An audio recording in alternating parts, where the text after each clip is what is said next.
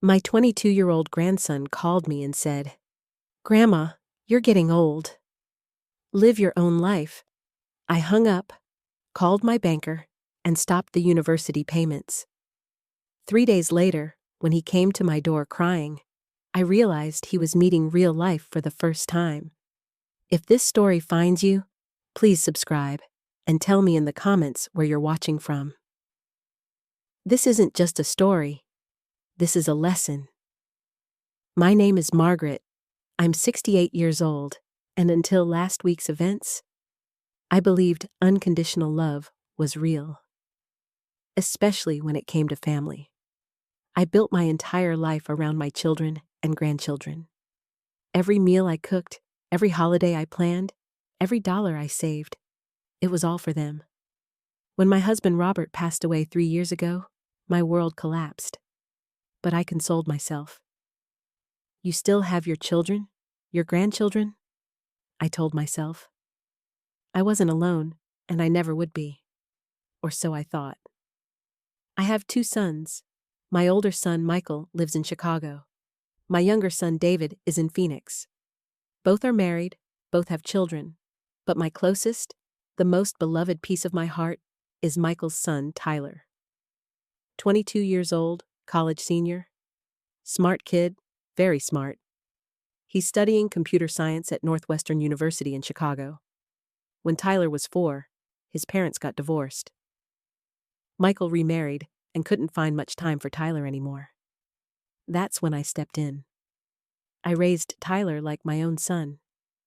He'd stay with me every other weekend at my house in Milwaukee. I did his back-to-school shopping. I took care of him when he was sick. I helped him with his homework. When he finished high school, he did well on the SATs, but his score wasn't quite enough for a full scholarship. He got into Northwestern, but the tuition was extremely high. No financial support came from Michael. He had his new family now, and his wife made it clear that Tyler wasn't their priority. I quietly stepped in. $2,800 every month. Tuition, dormitory fees, meal plan, textbooks, spending money. Everything Tyler needed for 4 years. I never missed a payment, never complained. I cut back on my own expenses, canceled my cable, stopped eating out, but I never cut his future. Because he was my grandson. Because I loved him. Tyler never asked where this money came from. Maybe he thought it came from his father. Maybe he thought it was a scholarship. Maybe he just didn't care. I never told him either. Because love isn't about getting credit. It's about giving freely. Every month when I went to the bank to wire the money, my heart filled with pride.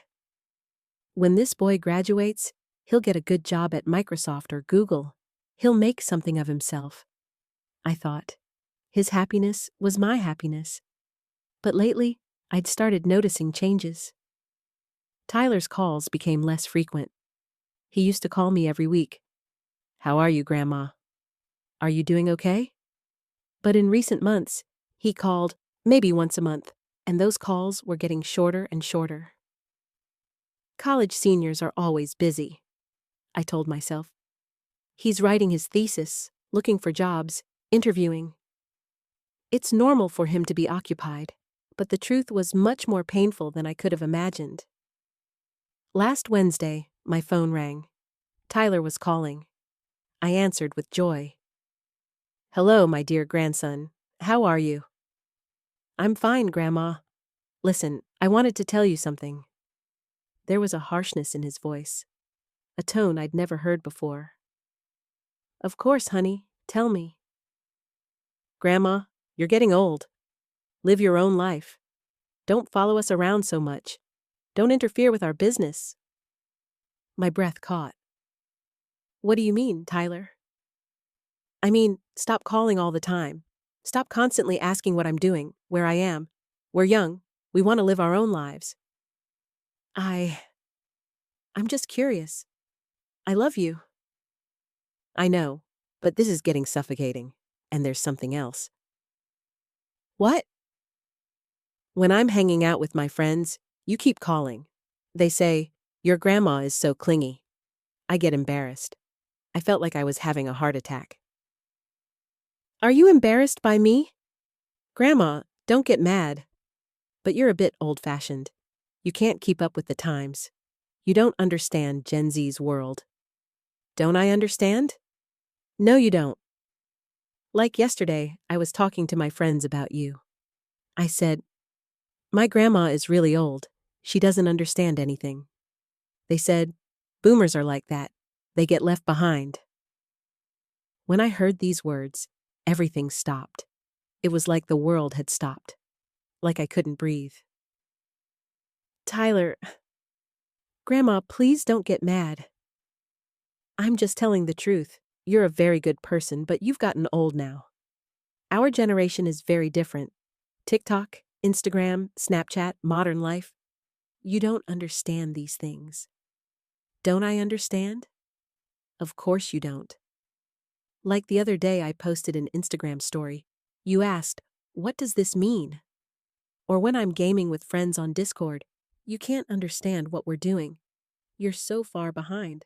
Every word pierced my heart like a knife. But he continued. And there's something else, Grandma. You're really old now. Maybe you should focus on your own life. Don't interfere with our business so much. We know how to live our lives. Tyler, I just love you. I just want what's best for you. I know, but this is toxic. My friends notice too. They say, your grandma is like a helicopter parent. You put me in cringe situations. I wanted to hang up, but my voice wouldn't come out. So what I'm saying is, don't call me so much anymore. Don't worry about me so much. I'm a grown man. I can take care of myself. Okay, was all I could manage. And also, Grandma, I'm building my own independent life now. Maybe if you stopped calling me so often, it would be healthier for both of us. I understand. Great. So I'll talk to you later, Grandma. Take care. The phone hung up. My hands were trembling. I could hear my heartbeat in my ears. I sat down at the kitchen table and started crying. I hadn't cried in a very long time, but at that moment, I couldn't hold it back. I had given everything for this child. Everything. I had lowered my own standard of living so he could be comfortable. I had postponed my own needs so his needs could be met. And what was he telling me? You're old.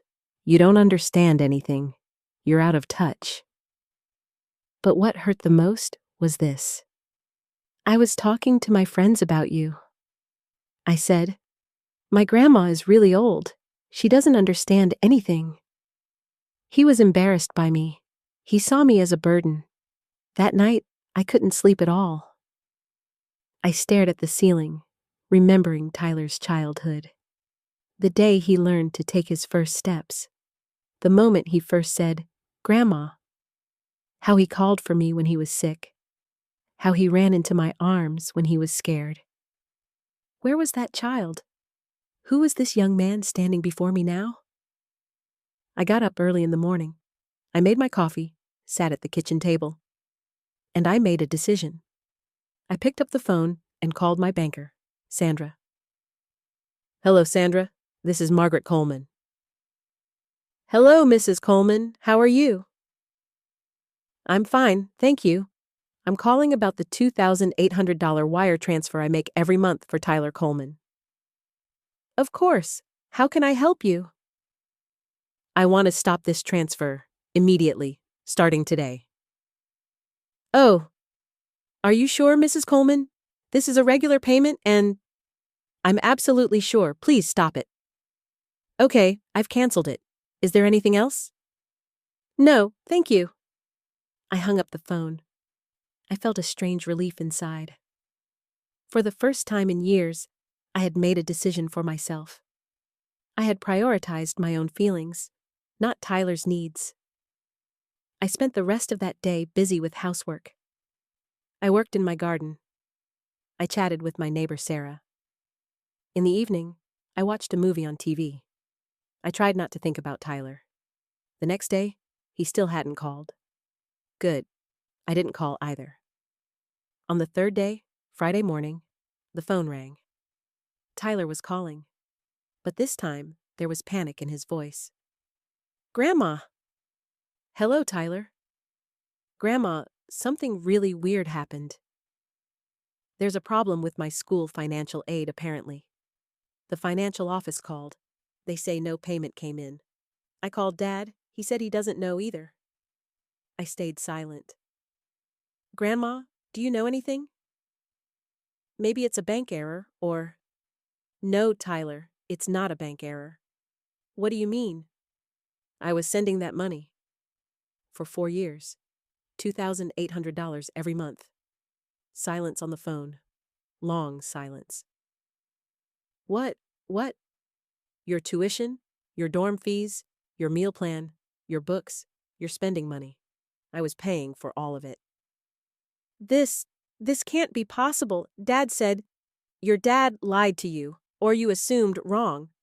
But the truth is, for 4 years, I covered all your university expenses. I heard crying on the phone. Grandma. And yesterday, because you were embarrassed by that out-of-touch old grandma who doesn't understand anything, I stopped the payments. No, please. I didn't mean it like that. How did you mean it? I was just trying to show off to my friends. Trying to look cool. By being embarrassed by me? I heard sobs. I'm sorry. I'm so sorry, Grandma. Tyler, you're a grown man. You can take care of yourself. Isn't that what you said? I did. But then take care of it. Figure out how you'll pay your tuition. Figure out how you'll pay your dorm fees. Your meal plan, your books, all your needs. I'm not interfering anymore. Because I'm just an old woman, right? Someone who can't keep up with the times, who doesn't understand anything. Grandma, please. One more thing, Tyler. You asked me not to call so much, so I won't call anymore. And you don't call me either, because I'm only seen as a burden. No! I didn't mean it like that. Have a good day, Tyler. I hung up the phone. My hands were trembling, but this time not from anger, from pride. That afternoon, my neighbor Sarah knocked on my door. Margaret, is everything okay? You look a little upset. I told Sarah everything. Tyler's words, stopping the payments, how I felt. Sarah shook her head angrily. Has this kid lost his mind? You gave everything for him. I know, but maybe he's right. Maybe I really can't keep up with the times. Nonsense! You use Facebook, you use WhatsApp, you send emails, you talk to your grandchildren on Zoom, you watch Netflix. How are you out of touch? Sarah was right. I was someone who had adapted to technology. I wasn't as behind as Tyler claimed. And another thing, Sarah said, you were financing his education. Isn't that the most valuable thing in this modern world? That kid is so ungrateful. Yes, ungrateful. That was exactly how I felt. That evening, Tyler called again. But this time, I didn't answer. Then he texted, Grandma, please pick up the phone. I feel terrible. I want to apologize. I didn't respond. The next day, he called again. I still didn't answer. Monday, there was a knock at my door. It was Tyler. His eyes were completely red, his hair disheveled, like he hadn't slept in days. Grandma, please listen to me. Tyler. No, please. I made a huge mistake. You're the most important person in my life. If it weren't for you, I wouldn't even be in college right now.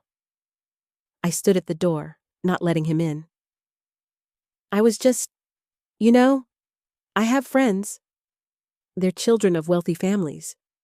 I wanted to seem like them, as if I was independent too, as if I didn't need anyone. And you were embarrassed by me. Tears rolled down his cheeks.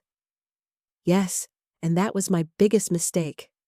Because you're my hero. You gave everything for me. Tyler. Grandma, I'm an idiot.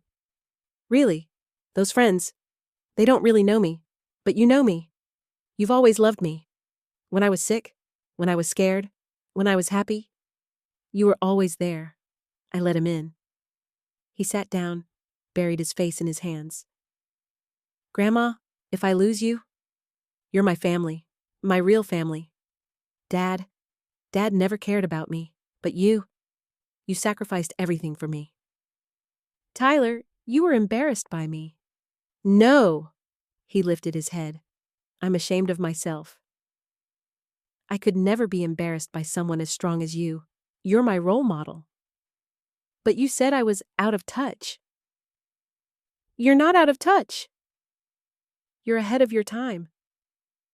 The reason I can become a computer engineer is because you bought me my first computer. You taught me the internet. You encouraged me to code. It was true. When Tyler was 12, I bought him his first laptop. Grandma, let me tell you something. I'm going to tell my friends how amazing you really are. I'm going to tell them you financed my education. And if they're embarrassed by that, then they're not my real friends. I stayed quiet for a while. Then I asked, so how will you pay your tuition? I don't know. I'll apply for loans. I'll look for part-time work. I'll apply for scholarships. Whatever it takes. It's not easy, Tyler. I know, but you always told me hard things build character, right? Maybe it's time for me to build some character. Seeing him like that, helpless and regretful, my heart melted. But at the same time, I felt proud. Because at that moment, I saw the real Tyler, the child I had raised. Tyler, I'm going to make you an offer. Yes? If you can really prove that you've changed, that you're not embarrassed by me, that you love me, I'll pay for your final semester so you can finish university. But from now on, there are rules. What rules? First, you'll call me at least twice a week, and these calls won't just be about money. You'll call because you really care how I'm doing. Okay. Second, when you talk to your friends about me, you won't be embarrassed. On the contrary, you'll be proud to introduce me. I was already going to do that. Third, after you graduate and start working, you'll pay me back for the expenses I covered. Not with interest, but you'll pay me back. This will be a lesson for you. Tyler stood up and hugged me tightly. I accept. I accept all of it. That day, Tyler had dinner with me. I told stories from his childhood. He told me about university. We had real conversation, not superficial. The next week, Tyler introduced me to his friends. We video called. This is my grandma Margaret, he said. I wouldn't be here today without her. She's my hero. His friends were very polite. One said, Mrs. Coleman, Tyler always speaks beautifully about you. I saw the pride on Tyler's face. Everything changed from that day on. Tyler really calls twice a week, sometimes more. Just to say, how are you? We talk about his projects at university. We talk about his friends. We talk about his future. And I noticed something else. Tyler now consults me about technology. Grandma, what do you think about this app? He says. He discovered that I might have opinions too. I paid for his final semester tuition. Tyler also kept his word. He found a part-time job.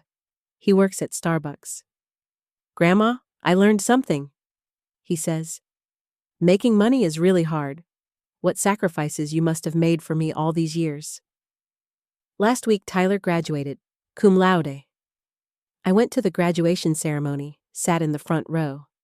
When his name was called, I stood up and applauded. After the ceremony, we took photos. Tyler showing his diploma.